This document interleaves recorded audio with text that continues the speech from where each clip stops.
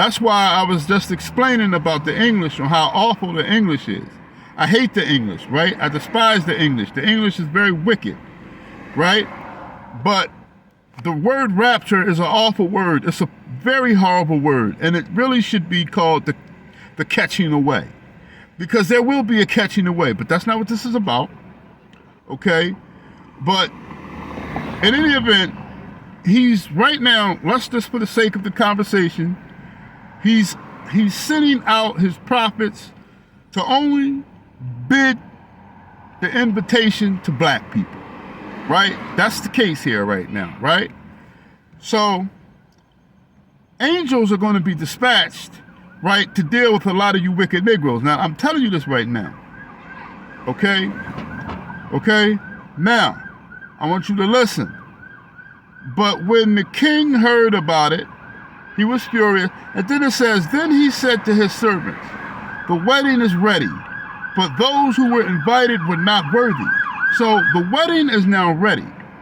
But all the niggas that you all went out there and spoke to and you tried to give them the gospel, they were not worthy because of their disbelief. And because they loved the world, they were carnal, and they chose the world over the gospel of Christ. Okay? So then it says here,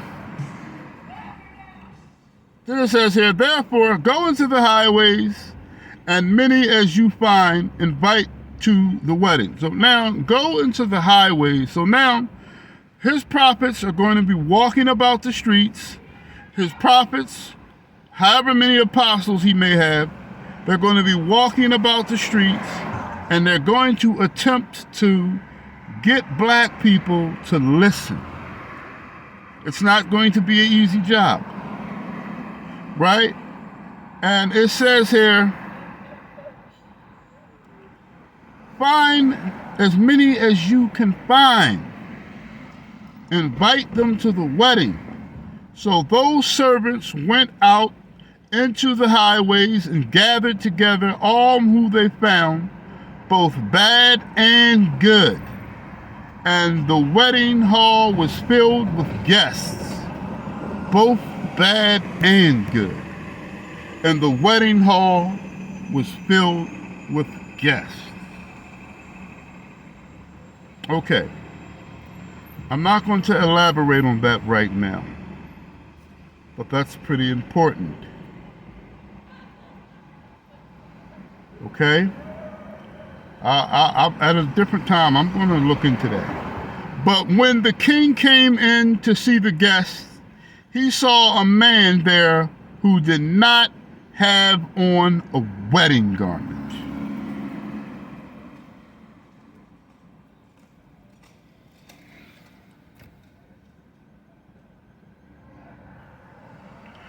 So he said to him, friend, how did you come in here without a wedding garment? And he was speechless. Then the king said to the servants, bind him hand and foot, take him away and cast him into outer darkness. There will be weeping and gnashing of teeth, for many are called, but few are chosen. So, I'm going to double check this, but apparently a faithless man was at the marriage supper of the Lamb. A non-believer. He said, go back out there, get them out, get anybody you can get, bad or good. So a lot of these people were probably still in the midst of their sin.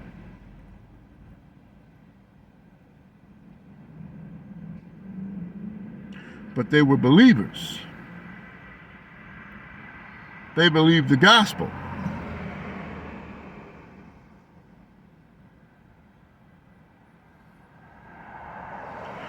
But the point I'm getting at here, for many are called, but few are chosen. So see, did he not just call all of black people? He called us all. For many are called, meaning the whole nation of Israel was called. But only a few of us went to the marriage supper of the Lamb. Only a few of us was chosen.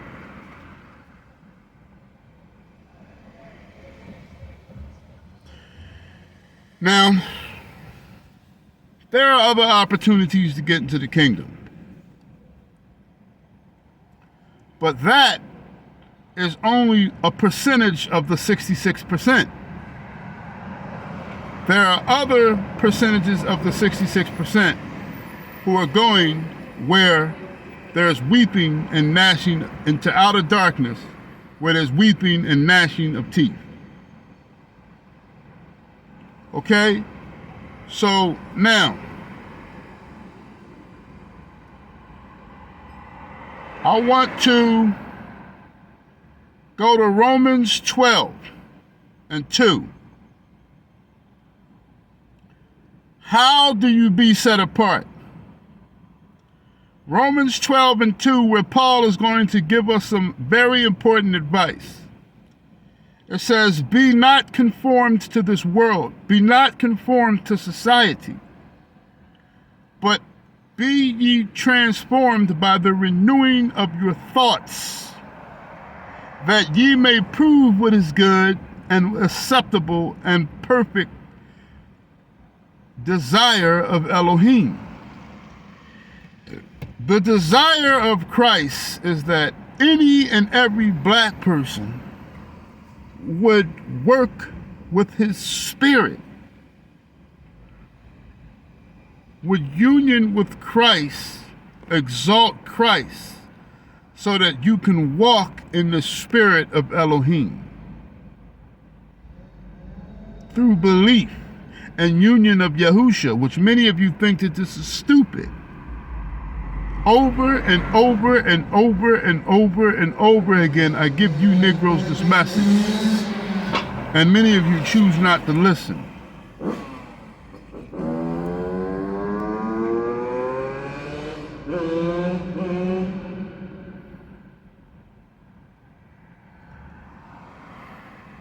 Therefore, come out from among them and be separate, says Yahuwah. Do not touch any unclean thing, and I will welcome you. Come out from among them and be ye separate, says Yahuwah. Do not touch any unclean thing, and I will welcome you. You can't move out of America right now, but spiritually and mentally, you can come out from the customs of the other nation. You can come out from the customs of religion. You can come out from societal customs and traditions of men and commandments of men, and come into the come in union with Yahushua HaMashiach and return to the laws and statutes and commandments of the Torah.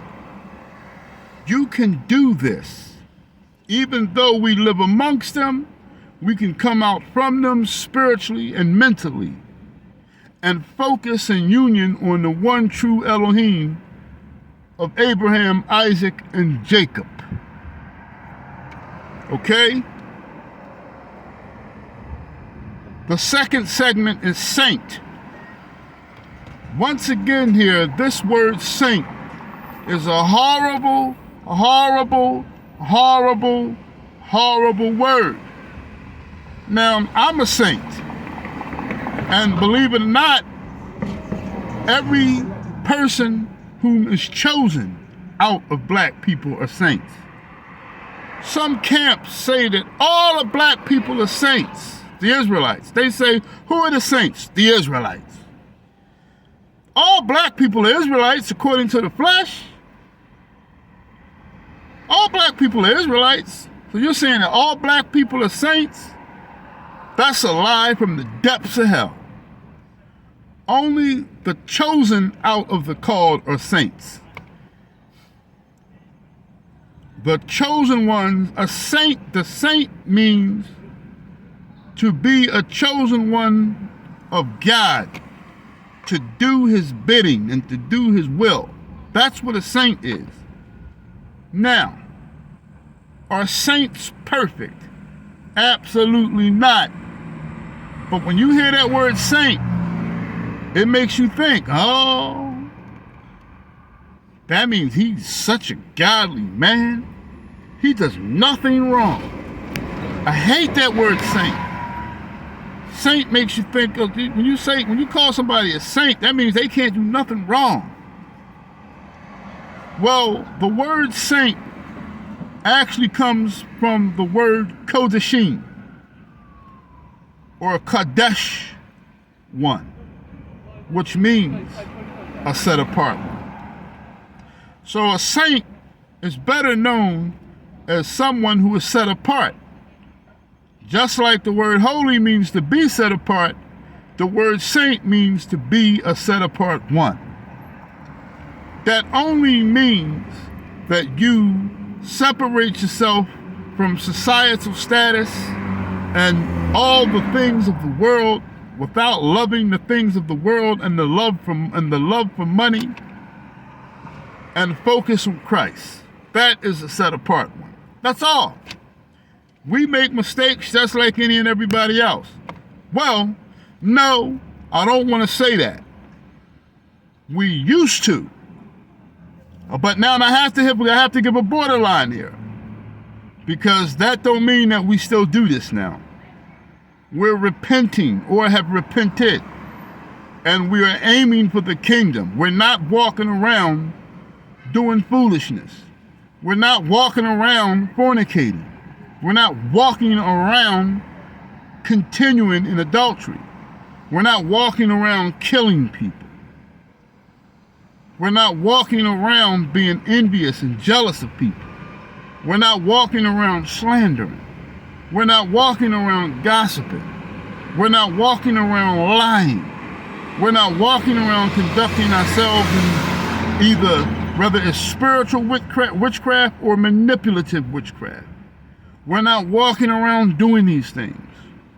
We're being set apart unto the Most High God. That's what we're trying to do.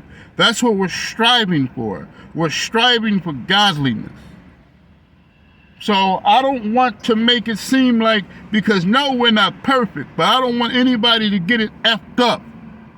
We're not walking around just being pieces of shit and doing all types of wickedness and things. And moreover, we strive and work very heavily toward being people with a good mind, not attempting to hurt people, not attempting to slander people, not attempting to talk about people, not attempting to have hatred for people within our minds, not attempting and plotting on doing wickedness to our brothers and sisters with our minds. So I don't want anybody to get that twisted, because even though we're not perfect, we're striving to be blameless in union with Yahushua HaMashiach. And we're building up our self-control, which is one of the fruits of the Spirit. So we can't claim that the Spirit is guiding us. I'm not talking about the indwelling of the Spirit, but we can't claim that the Spirit is guiding us if we at least are not exercising self-control. So I don't want anybody to get it twisted here. Okay? One of God's chosen, and usually someone who is a believer of Yahushua HaMashiach. It says, we cannot make ourselves perfect and blameless, but we can choose to be set apart for Elohim. Thus we can choose to be holy. Deuteronomy 26. We're going to read 16 and 17. Deuteronomy chapter 26. Yahuwah, it says, this day Yahuwah, your Elohim, commands you to observe these statutes and judgments. Therefore you shall be careful to observe them with all your heart and with all your soul. Today we proclaimed Yahuwah to be your Elohim, and that you will walk in his ways and keep his statutes. We will walk in his ways and keep his statutes, his commandments, and his judgments, and that you will obey his voice. Now, I want to stop here for a minute, because it says here that we will obey his voice, right? We will obey his voice. I want to read that again, and then I want to go into something here. It says, today you have proclaimed Yahuwah. So many of you Negroes, if you're proclaiming Yahuwah to be your Elohim, to be your power, to be your trust fund. It says here, and that you will walk in his ways and keep his statutes, his commandments, and his judgments, and that you will obey his voice. Now, this is very important. I think many of you need to understand this. Christ is not going to come down here and talk to any of you Negroes. None of you Negroes, including myself, is worthy for Christ to come down here and speak to face to face. Christ's not coming down here talking to me face to face. He's not coming down here talking to me face to face. And he's not coming down here and he's talking to any of you Negroes face to face either. So, what is his voice then? If Christ is not going to come down here and he's not going to say anything to anybody audibly, then what's his voice? I want many of you to understand something. Let's go to Jeremiah. Let's take an interlude for a minute. Let's go to Jeremiah 25.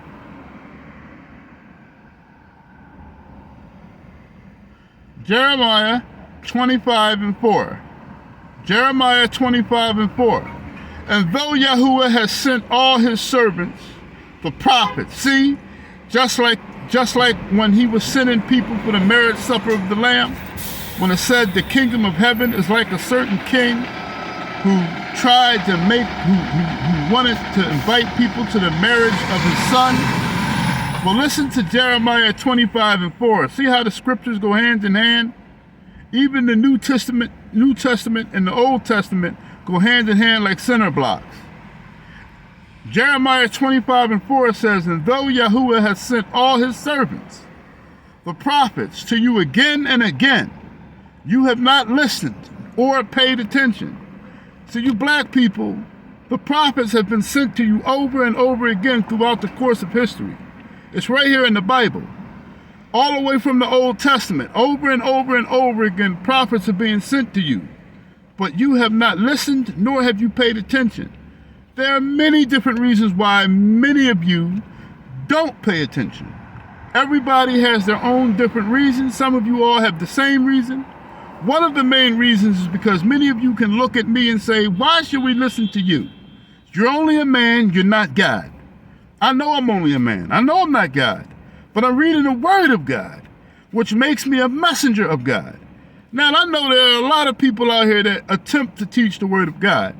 And see, this is the problem. This is why many of you false prophets, you're going to pay a very, very, very hefty price, because you're scattering the sheep.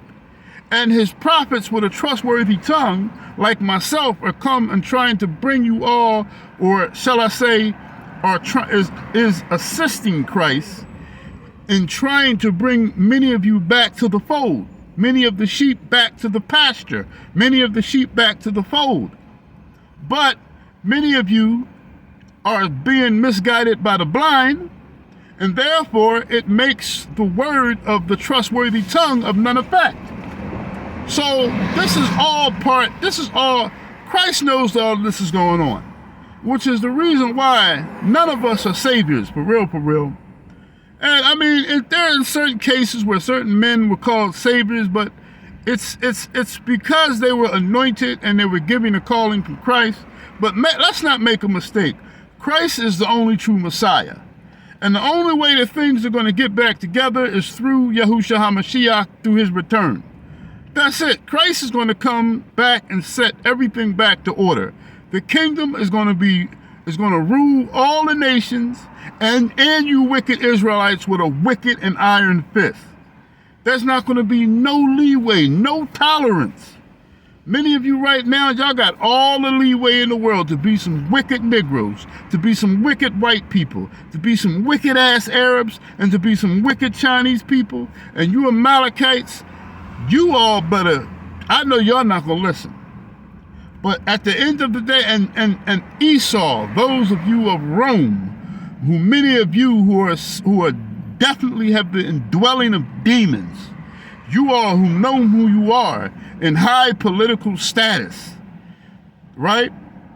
So he's going to say here, and though Yahuwah has sent all his servants, the prophets, to you again and again, and you Negroes have not listened, nor do you Negroes, do you black people pay any attention. It's going to say here, Romans 10, Romans chapter 10, 13 through 17. For whoever calls on the name of Yahuwah shall be saved. See that there? Whoever calls on the name of Yahuwah shall be saved. Now, I know that the Bible says the Lord, but I need you all to listen very carefully. In the times of our ignorance, Christ winked at when we were ignorant. When we did not know his name, we were ignorant. It's okay if we don't know. Even though he can hold us accountable, he can hold us accountable for what we don't know. And he has held us accountable for what we don't know. But nonetheless, he's winked at it for the most part. For the most part, he's winked at our ignorance for not knowing. But now, the knowledge of the truth has come upon you all. The kingdom of heaven has come down to you Negroes. And you know his name. Many of you that come to this ministry, you know his name. You know his name is Yah. You know he calls himself Yahuwah, the existing one. And when he came and he walked in his flesh, Yah is deliverance, Yahusha. Yah is his name. And many of you know this. So it's going to say right here, for whoever calls on the name of Yah shall be saved. Whoever calls, now Paul right there is not talking about Yahuwah. That really should be whoever calls on the master, because see, we're in the New Testament now. Paul knows that what Paul is saying is whoever calls on the name of Yahusha, because Yahusha means that Yah is deliverance. So what Paul is saying here, that's why the Lord, it can mean, in the Old Testament, it means Yahuwah, but in some cases in the New Testament, it means Yahuwah, but in a lot of cases, it simply means master, the Adonai. Whoever calls on the name of the Adonai, we know his name. His name is Yahusha. So his name is important. Now, many of you know the name now. And that Yahweh Shai, I'm trying to tell you, many of you camps that constantly use the name Yahweh Shai, if you don't stop, you're going to get it. I'm telling you that right now. Yahweh Shai is an awful suffix. Doesn't mean anything. It doesn't mean anything that's worth it. Right? Yahusha means that Yah is deliverance. So it says that whoever calls on his name shall be delivered, shall be made whole. Not now. Well, it could be possible, but see, this is referring to Jacob's trouble. Now, listen. How then shall they call on him whom they have not believed? But how can you all call on the name of somebody who you don't believe in? See, when the time comes and when the SHIT hits the fan, many people's minds are going to faint. Meaning many people are going to be SHIT, the pants, your drawers, your panties, right? It's going to be poop in your drawers, poop in your skirts, poop running down your legs, going into your boots, into your high heels, because of the things that are going to be happening and the things that are going to be going on. But how? So you all will have no belief. So how are you going to call upon somebody that you don't believe in? You're not even going to think about his name. I'll be back to finish this.